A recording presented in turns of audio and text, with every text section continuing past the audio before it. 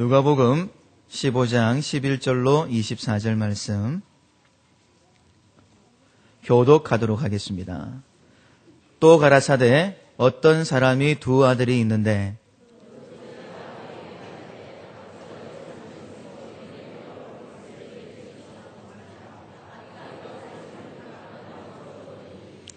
그 후 며칠이 못되어 둘째 아들이 재물을 다 모아가지고 먼 나라에 가 거기서 허랑방탕하여 그 재산을 허비하더니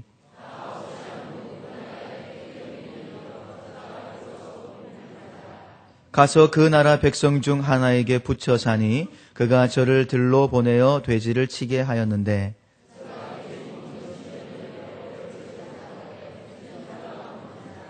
이에 스스로 돌이켜 가로되 내 아버지에게는 양식이 풍족한 품꾼이 얼마나 많은고 나는 여기서 줄여 죽는구나.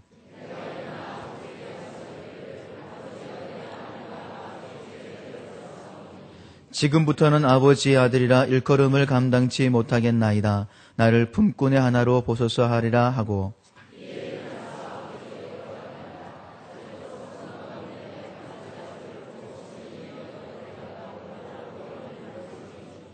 아들이 가로되 아버지여 내가 하늘과 아버지께 죄를 얻었사오니 지금부터는 아버지의 아들이라 일컬음을 감당치 못하겠나이다 하나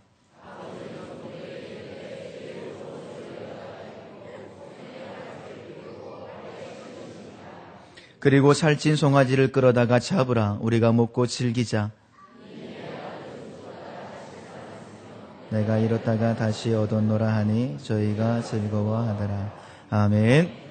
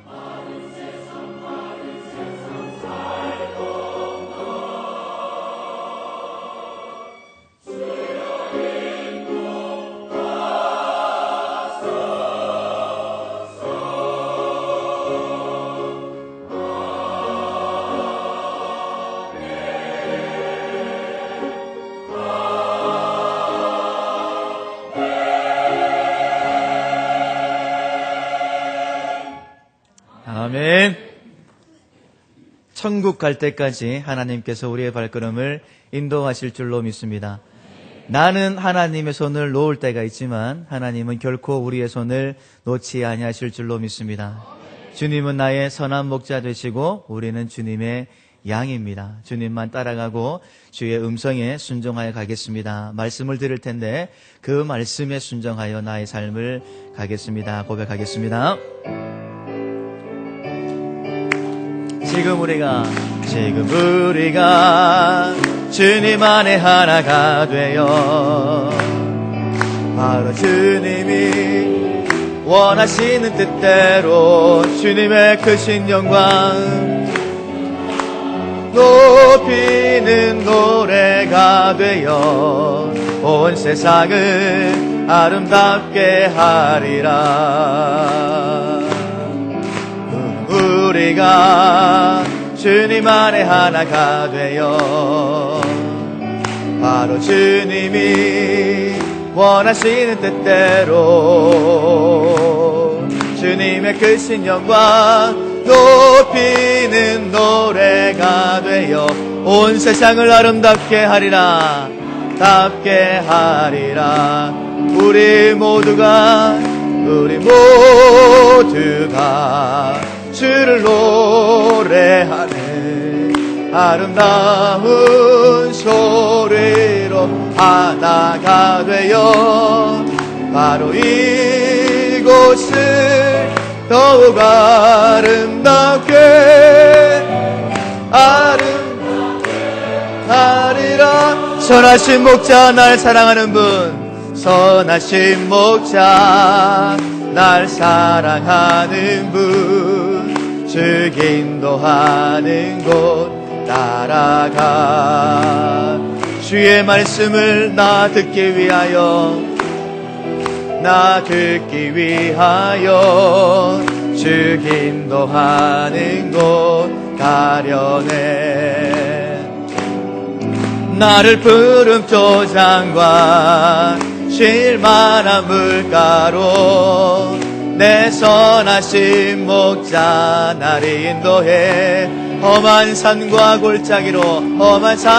골짜기로 내가 다닐지라도 내 선하신 목자 날 인도해.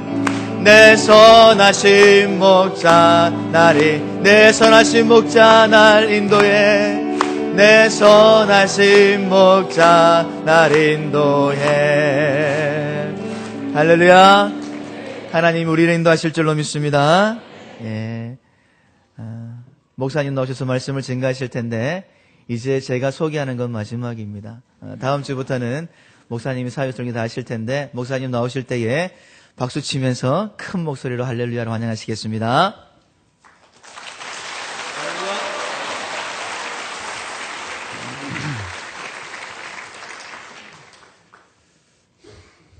이런 정설이 있습니다. 첫 설교는 잘하지 말라라는 이야기가 있습니다. 마치 연애할 때 처음 자신의 애인을 데리고 레스토랑부터 가면 나중에는 큰일 난다라는 이야기와 같습니다. 처음에는 라면부터 먹여라. 오늘 여러분 라면을 원하십니까? 비프 스테이크를 원하십니까? 오늘 제가 설교를 잘할 것 같습니까? 못하는 설교를 할 것 같습니까? 오늘의 최선이 없이 내일의 최선은 없다고 생각합니다. 부족하지만 매 순간 우리가 드리는 예배는 연습이 없습니다. 예배는 실황이며 생중계며 하나님의 임재를 경험하는 세상에서는 볼 수 없는 장소입니다. 그러므로 저뿐 아니라 여러분도 예배의 자리에 나올 때마다 최선을 다하십시오. 미리미리 예배를 준비하는 마음, 예배를 위해 기도하는 마음, 설교자를 위해서, 성가대를 위해서, 예배의 봉사자들을 위해 우리가 하나가 되어 하나님께 나아간다면 세상에 아마도 이 자리가 우리가 드리는 이 예배의 시간이 가장 감격스러운 시간이 될 줄로 믿습니다. 어떤 교회가 있었는데 왠지 모르게 그 교회가 시끌시끌했습니다. 그 시간은 회의 시간 중이었습니다. 재직회를 운영을 하고 있었는데 뭔가 문제가 드러난 것 같아요. 결과를 내리지 못하고 회의가 계속 시끌시끌했습니다. 의견이 서로 달랐어요. 그러자 한 집사님이 용기 있게 손을 들고 목사님께 이렇게 이야기를 했습니다. 목사님, 법대로 합시다. 그러니까 목사님께서 그 집사님을 향해서 이렇게 얘기를 합니다. 집사님, 정말로 법대로 하기를 원합니까? 그러자 그 집사님이 법대로 해야만 순리대로 됩니다. 법대로 합시다. 얘기를 했어요. 목사님께서 이런 놀라운 한마디의 말을 집사님에게 들려주었고 그 순간 그 재직회는 은혜롭게 잘 마쳤다고 합니다. 그 이야기는 다름이 아닌 집사님, 만약 그렇다면 하나님께서 집사님을 법대로 다루었다면 어떻게 됐을 것 같습니까? 세상에 법보다 위대한 원리가 있습니다. 그것은 바로 용서입니다. 하나님의 용서는 법이 아니고 사랑입니다. 오늘 본문은 성경 전체를 통틀어서 하늘 아버지의 용서가 무엇인지를 가장 잘 설명해 주고 있는 본문입니다. 예수님께서 우리가 범죄했을 때에 하나님 아버지의 마음이 도대체 어떠한가를 가장 의미심장하게 우리에게 전달해 주는 본문인 것입니다. 이 이해를 돕기 위하여 예수님께서 비유를 통해서 말씀하셨습니다. 당시에 이 말씀을 들으러 온 사람들은 15장 1절 2절을 보면 세리와 죄인들이 들으러 왔고 세리와 죄인들이 예수님과 함께하는 것을 보고 만족스럽게 생각하지 못했던 바리새인과 서기관들이 그 자리에 동참했습니다. 이들을 향하여 들려주셨던 음성은 바로 죄인이었던 오늘을 사는 우리에게, 그리고 때로는 바리새인처럼, 때로는 서기관처럼 행동하는, 그리고 그렇게 판단하고 사는 우리들 자신에게 들려주시는 말씀이기도 합니다. 오늘 본문의 이 사건을 통해서 주님은 한 아들이 할 수 있는 최악의 상황이 무엇인지를 보여주고 있습니다. 한번 살펴보면요, 당시의 시대적 상황으로 볼 때 아들이 아버지에게 자신의 몫인 재산을 요구하는 일은 있을 수 없는 일입니다. 이것은 우리 사회에서도 비슷하기는 하지만 당시 유대 사회에서는 이 문화적 배경으로 볼 때 재산 분배의 시기는 전적으로 아버지의 결정권이었습니다. 그 시기는 아버지가 정하는 것입니다. 그럼에도 불구하고 아들은 재산 분배를 요구했습니다. 이것은요, 아버지가, 쉽게 얘기하면 아버지가 재산을 분배해 줄 수 있는 시기는, 그 결정은 언제 하냐 하면 아버지가 돌아가시기 직전에 유언으로 남기는 거예요. 다시 말해 아들이 아버지에게 재산을 요구했다라는 얘기는 아버지가 죽었으면 좋겠다는 뜻이에요. 당시에 이 말씀을 듣고 있던 사람들은 이런 황당한 경우가 어디 있나, 이런 생각을 했을 것입니다. 이것은 오늘날도 이해하기 어려운 사건이지만 특별히 절대적으로 아버지에게 순종해야 하는 유대사회, 이 가부장적인 사회에서는 도저히 있을 수 없는 이야기였습니다. 또한 당시의 관습으로 볼 때 나이 든 아버지를 돌보아야 할 책임은 아들에게 있었습니다. 그런데 이 아들은 그 책임을 하지 않겠다라는 거예요. 하지 않고 떠나겠다라는 것입니다. 어쩌면 이 이야기를 듣고 있었던 사람들은 마음속에 심한 경멸감을 느꼈을지도 모릅니다. 더더군다나 이 둘째 아들이 나가서 허랑방탕한 뒤에 한 일이 무엇입니까? 돼지 치는 일을 했습니다. 이것은 아버지의 명예를 실추시킨 일이에요. 누군가의 소문에 의해서 만약에 이 이야기를 들었다면 당신의 아들이 돼지 치는 일을 합니다. 당시에 돼지 치는 일은 가장 천한 직업이었습니다. 그 일을 내 아들이 하고 있다는 건 아버지의 명예를 땅에 떨어뜨린 이야기입니다. 바꾸어 얘기하면, 다시 말해서 이 둘째 아들은 아버지에게 할 수 있는 가장 최악의 상황이라는 것을 주님은 말씀하시고 있는 것입니다. 제가 지금 드리는 말씀은 누가복음 15장에 나오는 탕자의 비유입니다. 그런데 우리가 탕자라고 말하는 이 둘째 아들의 경우가 나와는 무관하다라고 생각하지 마십시오. 우리 역시 하늘 아버지의 용서가 아니면 이 자리에 나와 앉아 있을 수 있는 사람들이 아닙니다. 저는 오늘 이 말씀을 통하여 하늘 아버지의 용서가 여러분의 심령 속에 폭포수처럼 넘쳐나기를 소망합니다. 첫 번째 보면요, 아들을 향한 아버지의 용서가 도대체 무엇인가? 오늘 13절을 보면 탕자가 간 곳을 가리켜서 먼 나라라고 했습니다.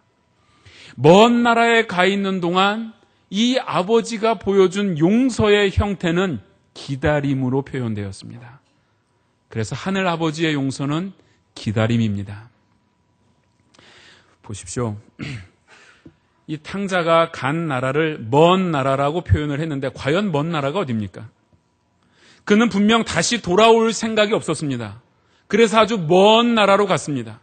그곳이 어딘지 성경은 분명하게 기록하지 않았지만 먼 나라라고 이야기를 했습니다. 그는 그저 아버지 곁에서 누리는 기쁨보다는 먼 나라, 어쩌면 그것이 세상 나라라고 표현할 수 있겠는데 나에게 주어진 자유, 그것이 가득한 나라에서 뭔가 새로운 삶을 살고 싶었던 것입니다. 우리가 짐작하건대 그가 그곳에서 재산을 탕진한 뒤 구한 것은 돼지치는 일이었다고 성경은 말합니다. 그런데 유대 사회에서 돼지치는 일은 흔한 직업이 아니었습니다. 왜냐하면 성경 구약의 율법에 보면 돼지는 정결한 짐승이 아니었고 쪽이 달린 이 돼지라는 짐승은 부정한 짐승이었고 먹을 수 있는 것이 아니었습니다. 그러나 이방 나라는 그렇지 않았습니다. 바벨론이라는 나라에선 돼지고기를 아주 잘 먹었습니다. 더더군다나 그리스라는 곳에서는 돼지를 신에 드리는 제물로도 드리기도 했습니다. 유대 사회를 제외한 다른 이방 나라들은 돼지고기를, 그리고 돼지를 흔히 볼 수 있는 나라들입니다. 다시 말해 돼지 치는 직업도 쉽게 구할 수 있는 직업이었습니다. 집 나간 아들, 재산 없고 아무런 연고지 없는 이 아들이 흔히 구할 수 있는 직업이 아니면 무슨 직업을 구할 수 있었겠습니까? 그래서 그가 구한 것이 돼지 치는 일이었다는 것입니다.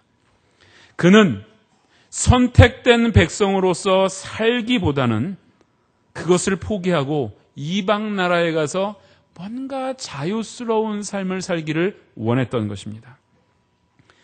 이것이 과연 잃었던 아들에 대한 이야기만 제가 들리는 말씀입니까? 우리는 어떻습니까? 주님 곁에서 때로는 주님과 교제 속에 살기보다는 세상의 자유 속에 빠져보고 싶지는 않습니까? 더 이상 누구의 간섭도 없는 곳에서 살고 싶지 않습니까? 주일날 얼굴을 한번 마음이 조금 불편하고 해서 교회 나오지 않았더니 바로 주일 저녁에 혹은 월요일 아침에 담당 목사님이 전화를 하세요. 집사님, 무슨 일이 있으세요? 왜 안 나오셨어요? 여러분, 그 전화 때로는 받기 싫지 않으신가요? 때로는 내가 좀 자유스럽게 살고 싶은데 왠지 하나님의 말씀이, 하나님의 성령이 내 마음을 자꾸 부담감을 주는 그 부담감이 여러분 때로는 힘들지 않습니까? 한 번쯤은 좀 자유로운 곳에서 살고 싶다는 생각들을 안 해보십니까? 제가 1999년으로 98년, 99년 그때로 기억이 되는데요. 제가 강도사 할 때였습니다. 98년이었던 것 같습니다. 저는 1년 중에 가장 기다린 시간이 언제였냐 하면 주일이 아니었고요. 가장 기다린 시간이 일주일 여름 휴가였어요. 여러분, 교육자에게 일주일 여름 휴가는요, 이건 얼마나 좋은 건지 몰라요. 그래서 저는 꼭 그 휴가가 되면 해보고 싶다라는 것이 있었어요. 햇빛이 찬란한 동해 바닷가에서 짧은 반바지를 하나 딱 걸치고, 그때는 제가 체격이 더 날씬했는데 우통을 벗든지 나시티를 입든지 딱 입고 새까만 선글라스 빡 끼고 아내와 팔짱을 끼고 멋지게 해변가를 한번 거닐고 싶었어요. 왜냐하면 교육자는 공인이잖아요. 옷 입는 거 하나, 때로는 머리카락, 헤어스타일까지 다 신경을 써서 이렇게 살아야 되는 입장이, 그때 당시에는 지금도 젊지만 더 젊었잖아요. 그래서 이거 좀 벗어나고 싶은 거예요. 그래서 그걸 한번 누리고 싶어서 했어요. 저는 결심하면 합니다. 그래갖고 바닷가를 멋지게 쫙 가는데 어머, 강도사님 아니세요? 벗어날 수가 없었습니다. 여러분, 제 마음이 그랬어요. 여러분 때론 그렇지 않나요? 언젠가는 한 번쯤 아무도 모르는 곳, 우리 교육자들의 눈에 띄지 않는 곳, 우리 교인들의 눈에 띄지 않는 곳에서 뭔가 안 해본 것도 좀 해보고 싶고, 뭔가 자유를 누려보고 싶고, 한번 이상한 말도 해보고 싶고, 그런 마음이 우리 속엔 누구나가 있다라는 거예요. 그러나 여러분, 본질적으로는 탕자와는 조금은 달랐을지 모르지만 우리에게도 동일한 그 마음이 있었고요. 더더군다나 여러분 꼭 기억해야 될 것은 다시스로 가는 배를 타고 하나님을 피해 멀리 갈 수 있었다는 그 어리석은 생각을 했던 요나를 하나님은 끝까지 추격해 가셨습니다. 하나님은 사랑의 추격자입니다. 하나님은 절대 여러분을 놓지 않으십니다. 하나님은 오늘도 여러분을 기다리고 계시는 것입니다. 탕자가 얼마나 오랜 시간을 이국에서 보냈는지는 알 수 없어요. 그런데 그가 아버지가 갖고 있는 재산의 어느 정도를 받았던 것은 적지 않은 재산이라고 생각이 됩니다. 그 재산을 허랑방탕하여 썼던 시간도 있고, 직업을 구하면서 돌아다니며 소비했던 시간도 있고, 또 돼지 치는 일을 하면서 보냈던 시간, 이 시간들을 다 종합해 볼 때 적지 않은 시간이었습니다. 그런데 이 짧은 시간 동안 아버지는 고향에서 뭐 하고 계셨습니까? 오늘까지만 기다리고 내일은 돌아와 봐라. 내가 절대 용서하지 않는다. 오늘이 데드라인이야. 오늘 안에 안 오면 죽는 거야. 아버지 그러지 않으셨어요. 아버지는 간절함으로 그것이 내일이 되든 10년이 되든 20년이 되든 돌아오기만을 기다리셨다는 사실입니다. 날마다 아들을 기다리는 그 아버지의 기다림 속에서 아버지는 무슨 생각을 하고 있었을까요? 내 아들이 돌아오면 내가 무엇을 해줄까? 어떻게 해야 이 아들의 마음의 상처를 씻어줄 수 있을까? 어떻게 하면 이 아들이 회복될 수 있을까? 그래, 파티를 열어줘야 되겠다. 이것이 아버지의 계획이었고 기다림 속에 있는 아버지의 마음이었습니다. 그렇습니다. 여러분, 우리가 죄에서 떠나 있는 동안 하나님은 끈기 있게 우리를 기다리고 계십니다. 우리가 죄에서 돌이키기만을 기다리고 계시는 그분은 저와 여러분의 하늘 아버지인 줄로 믿습니다. 아버지는, 두 번째, 이 아버지의 용서는 아주 구체적으로 표현된다는 사실을 알 수가 있습니다. 진정한 용서는 느낌만으로 되는 것이 아닙니다. 여러분, 우리가 인간관계에서도 서로 잘못을 했을 때 그것을 표현해야 됩니다. 내가 잘못했다, 무엇인가 삶에서 누군가를 용서한다면 말이나 행동으로 표현되어져야 하는 것입니다. 탕자의 이 드라마에서 아버지가 과연 어떻게 하시고 있습니까? 오늘 본문에 보면 아직도 거리가 먼데 누가 누구를 향하여 달려가고 있습니까? 아버지가 아들을 향하여 달려가고 있지 않습니까? 아들은 집에서 나올 때 당당하게 아버지에게 재산을 받아냈습니다. 아버지, 나에게 재산을 주십시오. 그리고 먼 나라로 갔습니다. 그리고 그 재산을 다 탕진하고 돌아오면서 이 아들의 마음, 과연 아버지께서 날 받아주실까? 나의 이 헛된 삶, 나의 이 추악한 삶이 있는데 아버지가 과연 날 받아주실까 망설였을 것입니다. 성경은 그것을 자세하게 기록하지 않지만 이 아들은 천근만근 무거운 발걸음을 디디면서 왔을 것입니다. 어쩌면 오다가 몇 번씩 돌이켜서 가지 말자, 포기하자, 내가 이 모습으로 어떻게 아버지를 찾아뵐 수 있을까, 수많은 생각을 했을 것입니다. 이렇게 갈등하고 오고 있는 아들에게 아버지는 어떻게 하셨습니까?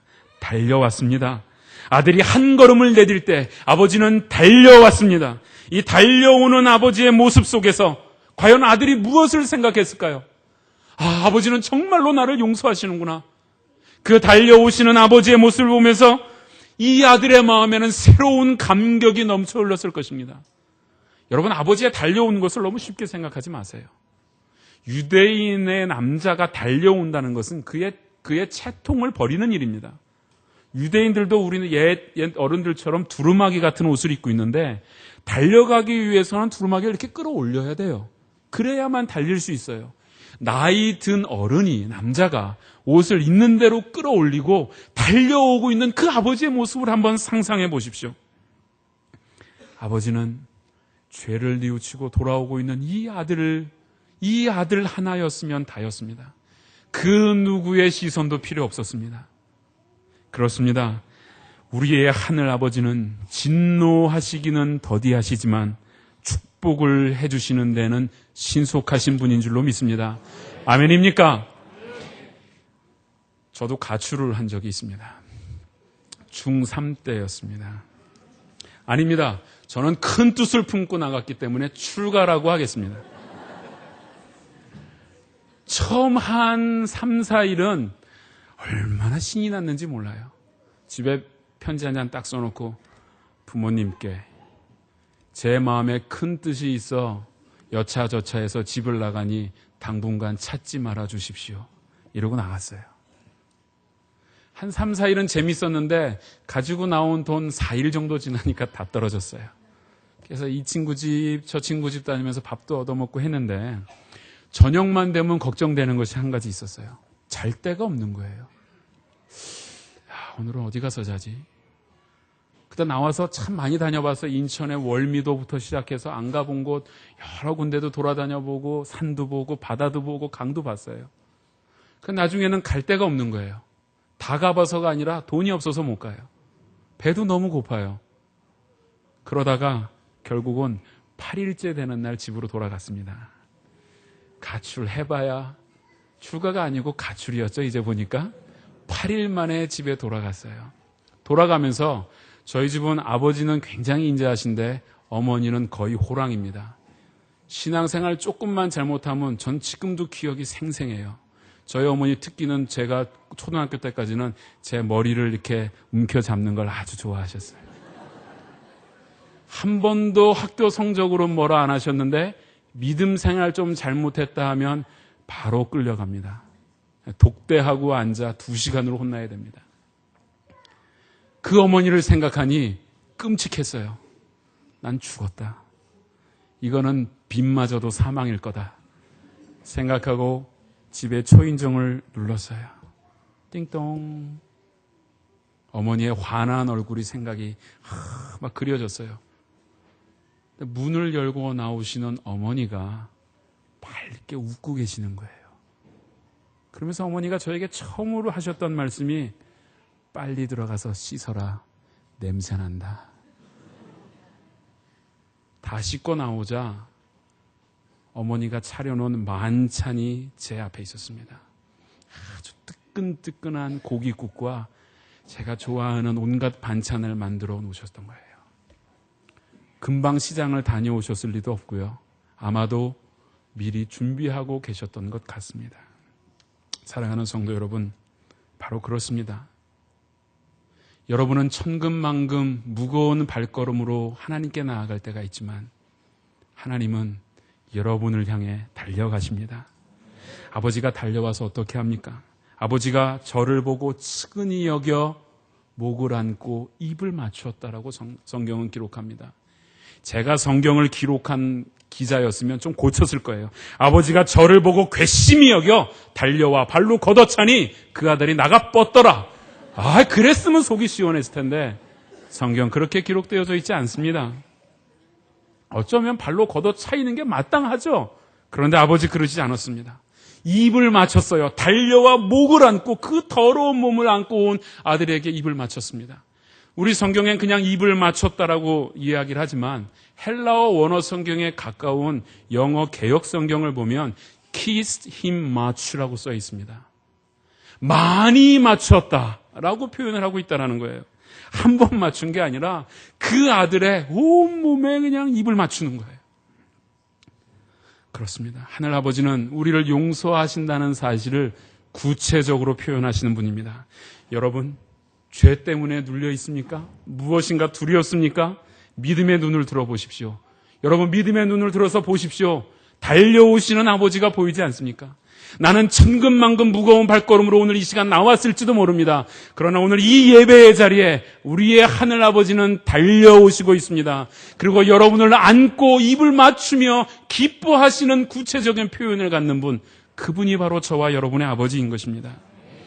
그런데 이 키스 힘 맞추라는 이 단어 속에는요, 아버지가 아들에게 많이 입 맞추었다는 이 사실에는 아주 놀라운 진리가 숨어 있습니다. 여기서 우리는 세 번째 용서하시는 하나님의 마음을 알 수 있는데, 그 아들을 향한 아버지의 용서는 더 이상 죄를 문제 삼지 않겠다라는 뜻이 수많은 입맞춤 속에 있는 것입니다.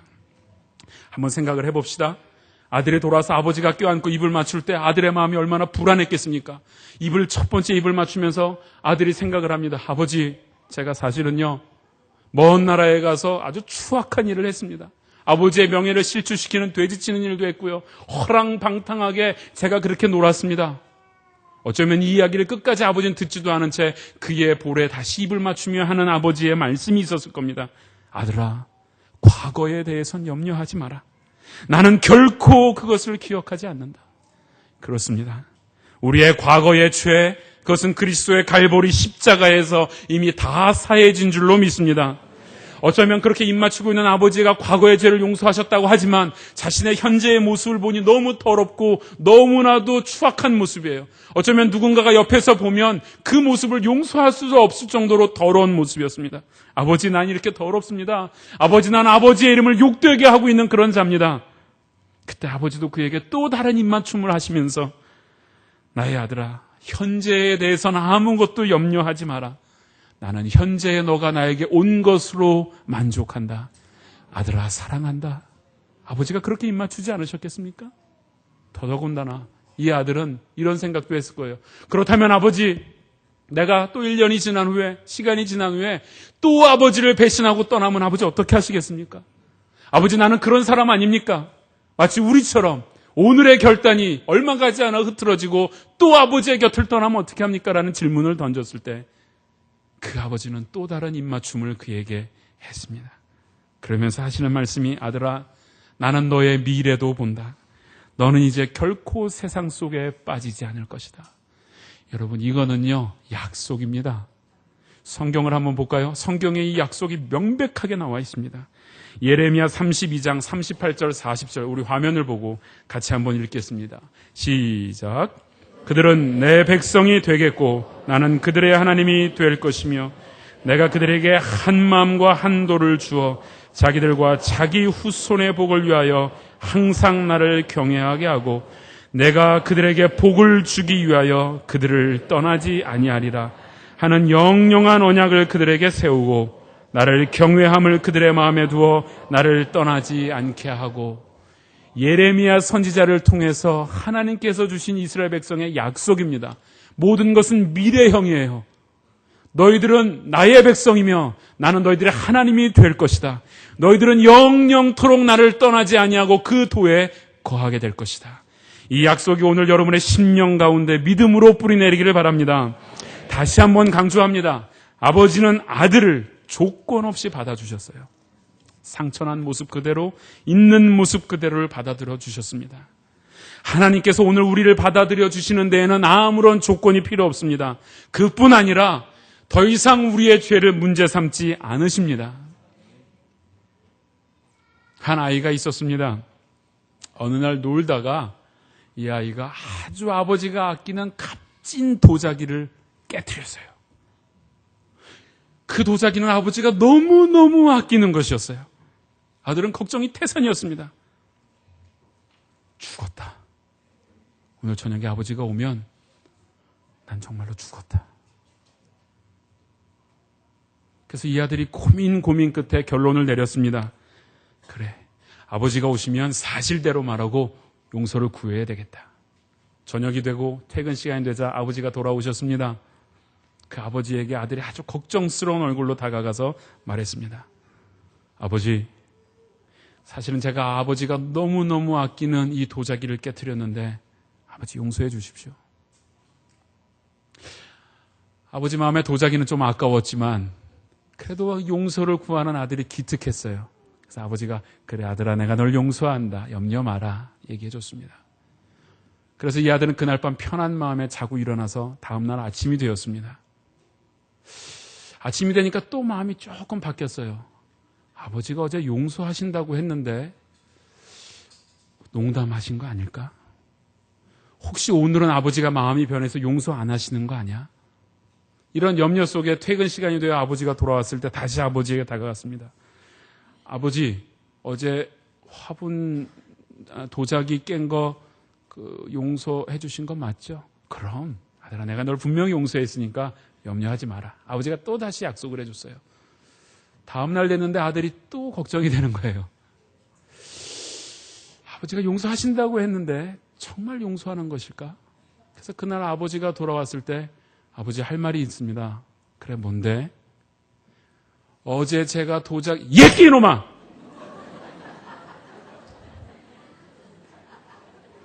내가 용서한다고 하지 않았느냐? 왜 내가 용서한다고 한 말, 나를 신뢰하지 못하고 자꾸 와서 용서를 비느냐?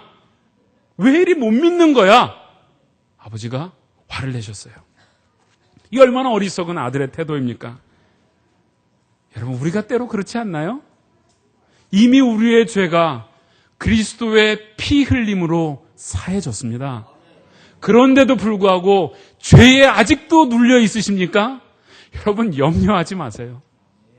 우리의 죄, 그리스도의 피값은요, 영원한 것이며 못 사할 죄가 없습니다.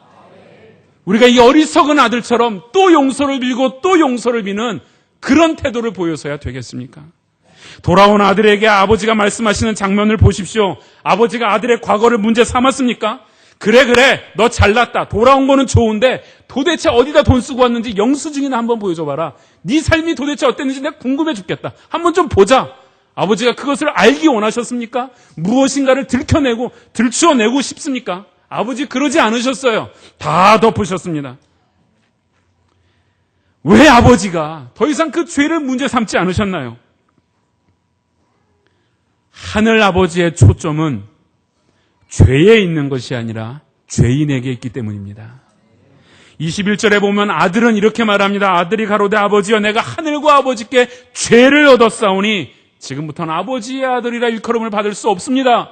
그런데 이 아들은 죄에 대해서 끝없이 관심을 가지고 있었지만 우리의 하늘 아버지는 우리가 지은 죄가 문제가 아니라 죄를 짓고 있는 우리를 불쌍히 여기시고 죄인을 기뻐 받으시는 분인 줄로 믿습니다. 아버지의 초점의 대상은 여러분이 무엇을 했느냐가 아니고 여러분 자신입니다.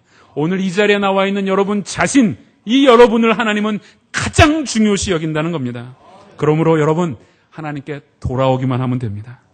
하나님께서는 여러분을 즉시 받아들여 주실 것입니다.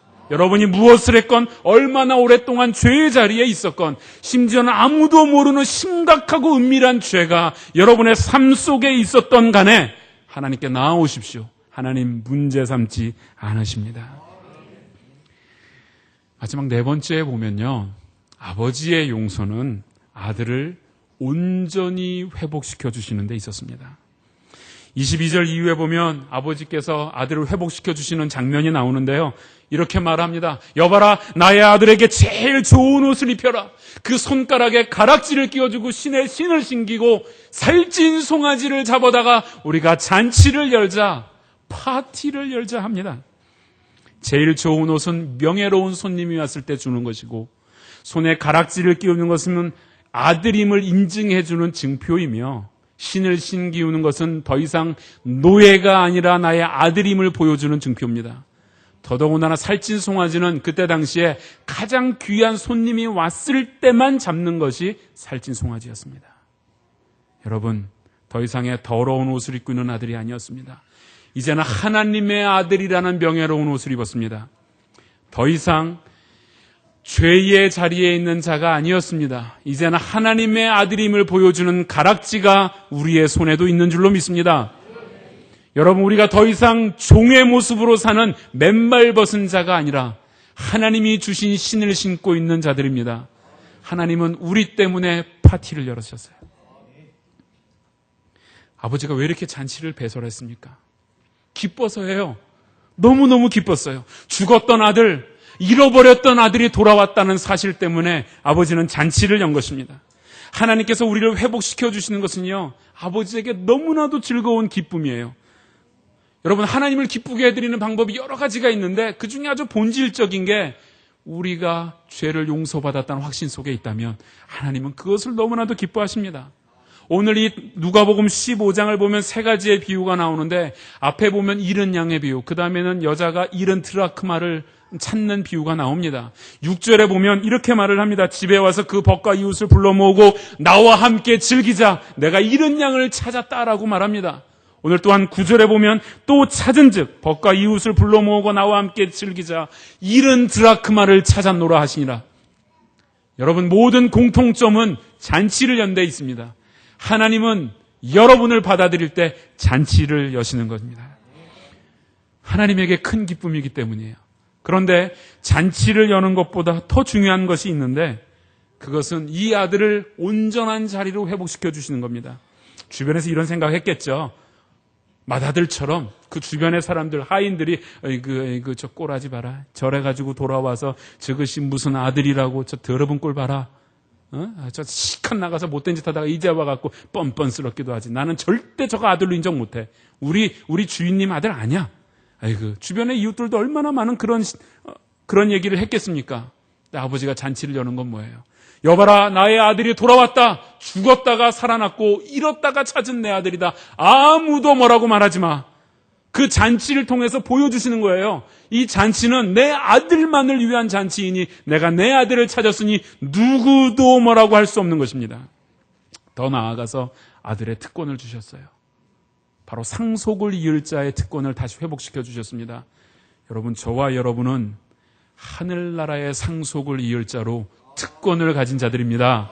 하나님이 우리를 그렇게 회복시켜 주셨어요. 자격이 있었습니까? 아닙니다. 없는데 회복시켜 주신 거예요. 하나님은 우리를 온전히 회복시켜 주십니다. 더 이상 세상이, 더 이상 어떤 악한 영의 세력이, 더 이상 어떠한 세상의 세력도 우리를 침해할 수 없으며 우리를 흠해할 수 없습니다. 하나님이 우리를 온전히 회복시켜 주셨기 때문입니다. 자, 여러분, 이 용서가 여러분의 것이 되었으면 얼마나 좋으시겠어요? 그죠? 여러분이 용서의 기쁨이 오늘 아침에 넘쳐났으면 행복하시겠죠?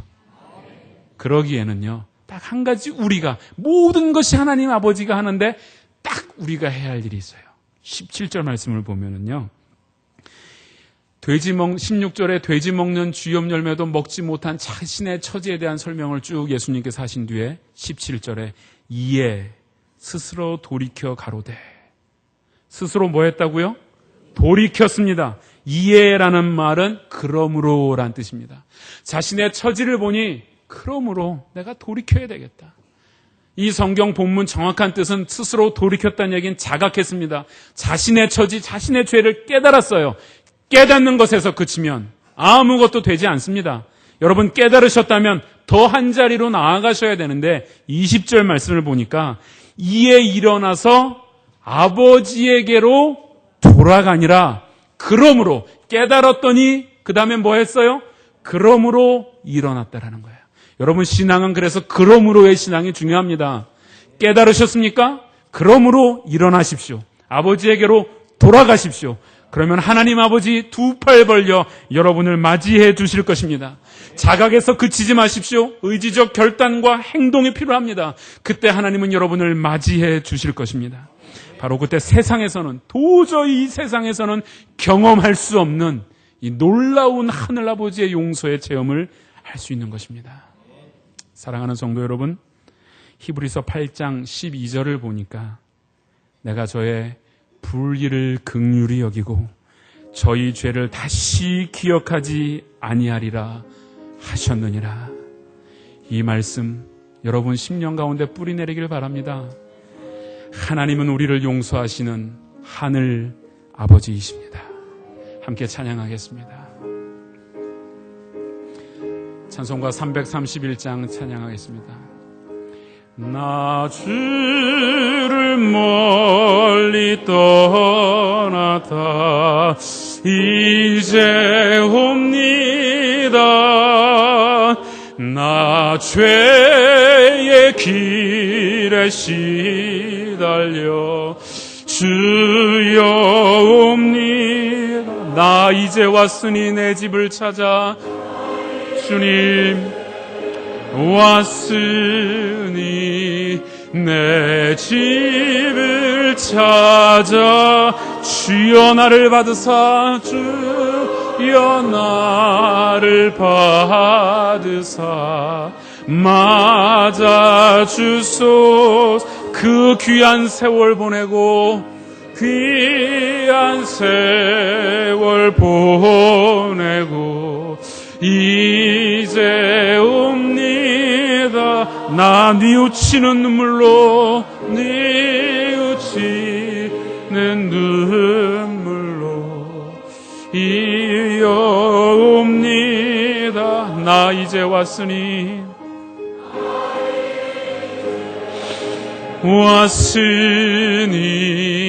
내 집을 찾아 아멘. 주여 나를 받으사 맞아. 5절 찬양하시겠습니다. 나 바랄 것이 무언가 바랄 것이 우리 주 예수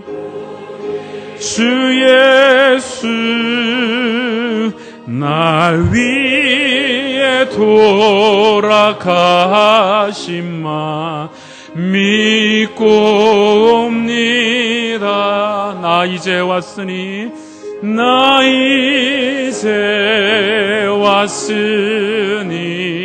내 집을 찾아 주여 나를 받으사 맞아주소서. 사랑하는 성도 여러분, 탕자는 아버지에게 돌아가 세상에선 경험할 수 없는 하늘 아버지의 용서를 체험했습니다. 그리고 이제 그는 아마도 아버지의 품 안에서 참된 평안, 영원한 안식을 누리며 살았을 것입니다. 이 비유는 주님이 우리에게 들려주신 하나의 비유지만 여러분, 오늘 우리의 심령 가운데 그 용서의 감격이 있어야 되지 않겠습니까? 사랑하는 성도 여러분, 이제 여러분의 죄로 인하여 더 이상 고통하지 마십시오. 여러분의 죄는 십자가에서 완전히 사여진 줄로 믿습니다. 성경 말씀 우리 가운데 이렇게 약속하셨습니다. 너희 죄가 주홍 같을지라도 눈과 같이 이어질 것이요 진홍같이 붉을지라도 양털같이 되리라고 약속하셨습니다. 여러분, 양털같이 휘어지는 역사, 눈과 같이 휘어지는 역사가 그리스도의 보혈의 역사로 우리의 심령 속에, 우리의 삶 속에 이루어진 것입니다. 여러분의 신앙에 새로운 동기가 필요합니까? 여러분의 신앙에 새로운 힘이 필요합니까? 그렇다면 이 하나님의 용서를 다시 한번 경험해 보십시오. 때론 여러분의 죄가 자각되어 괴롭습니까? 하루를 살고 나니 저녁 때 자리에 누워 내 죄 때문에 여러분 힘들고 고통받으신 적이 있습니까? 여러분 염려하지 마십시오. 하나님이 계십니다. 그분은 진정으로 우리를 사랑하시며 자신의 아들을 우리를 대신하여 주신 분입니다. 이제 여러분 하나님께로 돌아오는 의지적 결단이 있어야 합니다. 죄를 자각하셨다면 자리에서 일어나 돌이켜 아버지에게로 가십시오. 바로 그때 여러분의 삶에 놀라운 하나님의 용서의 은혜가 넘쳐날 줄로 믿습니다. 이 시간 우리가 함께 기도하며 나아갈 텐데요. 하나님, 내 마음에 성령님 찾아오셔서 그 하나님의 놀라운 은혜의 용서를 이 시간 경험케 하시고, 그리고 오늘 성령의 도움을 힘입어서 하나님, 내가 다시는 죄의 자리에 서지 않는 의지적 결단이 내 삶 속에 있게 하여 주시옵소서. 함께 통성으로 기도하며 나아가겠습니다. 하나님 이 시간 주님께서 한 비유를 통하여 우리 가운데 놀라운 말씀을 들려주시니 감사를 드립니다. 하나님, 이 시간 하나님의 우리의 심령 속에 주의 성령으로 찾아와 주시기를 소망합니다. 하나님이여, 내가 죄의 자리에 있었으며 내 과거와 현재와 미래가 불투명한 하나님이여 죄의 자리에 있는 죄인이지만 하나님, 하늘 아버지의 용서가 이 시간 우리 성도들의 심령 속에 뿌리내리기를 원합니다. 하나님이여, 내 궁극적인 변화가 하나님의 용서의 경험 속에 있게 하여 주시옵소서. 하나님이여, 내가 죄의 자리에 눌려 너무나도 힘들었던 시간들이 있습니다. 그러나 하나님, 이제는 그것이 더 이상 나를 문제 삼지 않으며 나를 괴롭힐 수 없음을 고백합니다. 그것은 바로 그리스도 예수가 갈보리 십자가에서 흘리신 보혈의 능력이 우리 속에 있기 때문인 줄로 믿습니다. 하나님, 이 시간 성령의 도움을 힘입어 나아가오니 내 삶 속에 하나님의 은혜의 경험이 있게 하여 주시옵소서. 하나님이 용서하시는 그 체험이 있게 하여 주시기를 원합니다. 하나님, 그래서 내 삶에 이제는 다시는 죄의 자리에 서지 아니하며 하나님과 깊은 교제의 자리에 나아가 날마다 참된 평안, 승리의 삶, 결단이 있는 삶을 살 수 있도록 우리를 축복하여 주시옵소서. 각 심령을 만져주시고 회복시켜 주시며 이 시간 치유하여 주시옵소서. 죄인이 돌아오는 것을 기뻐하시는 하나님, 오늘 용서의 은혜에 대한 깨달음을 주시니 감사합니다. 용서를 가로막는 것은 하나님의 침묵이 아니라 나의 침묵임을 배웁니다. 내가 제자리에 서 있기 때문에, 내가 죄의 자리에 여전히 있기 때문에 그 용서를 경험하지 못하는 것으로 배웁니다. 오늘 우리가 입술을 열어 우리의 죄를 고백하며 나아갔습니다. 이 시간 놀라운 용서의 체험이 우리의 심령의 삶을 지배할 수 있도록 역사하여 주옵소서. 이 시간 주의 성령께서 각 심령 속에 찾아가 주셔서 더 이상 죄의 무거운 짐을 짓지 않게 하시고, 이제는 우리가 자유한 자로서 하나님의 은혜와 용서 속에 살아가는 참으로 주님과 함께 잔치하는 인생 되게 도와 주옵소서. 하나님, 이 시간 우리가 주의 전에 나올 때 빈손으로 오지 아니하고 11조와 감사 헌금과 각종 예물로 주님께 드립니다. 하나님, 우리의 주어진 여건 속에 최선을 다해서 주님께 드립니다. 이 헌금이 쓰이는 곳에 하나님의 영광이 나타나게 하시고 생명이 살아나는 역사가 있게 하여 주옵소서. 주 예수 그리스도의 이름으로 기도드립니다. 아멘.